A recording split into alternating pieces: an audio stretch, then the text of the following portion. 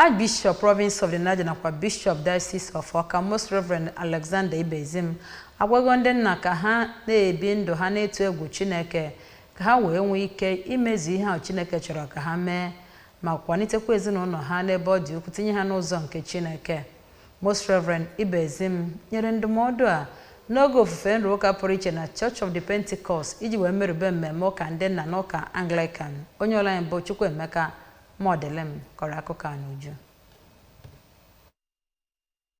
Oke ọṅụ nyere ndị nna ndị kara ụka n'ụlọ ụka ahụ ya nakwazi onye isi oche ụlọ mgbasa ozi Anambra Broadcasting Service bụ Maazị Chido Obidiegwu dịka ha gbara egwu ma kelee Chineke maka idebe ha ndụ iji mee icheta ụbọchị ha.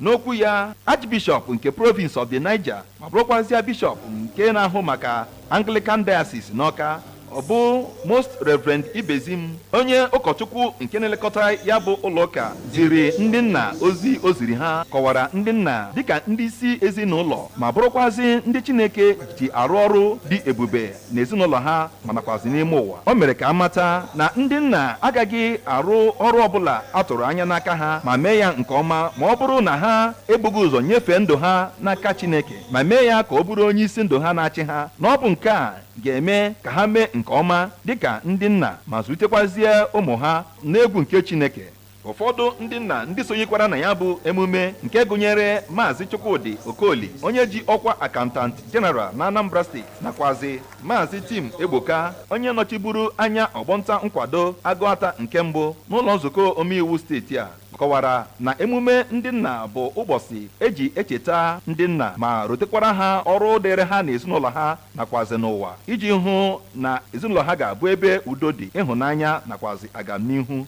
Ha gwara ndị nna ka ha na-arụ ọrụ ha dịka Chineke si kenye ha ma sepụ aka na ihe ọbụla nwere ike ibute ọgbaghara n'ezinụlọ ha nakwazi ime ka ọ na-adaghachi azụ. A nọkwazi na ya bụ mmemme ncheta ụbọchị ndị nna kpere ndị nna bịara ya bụ ụka ekpere nakwazi ezinụlọ ha.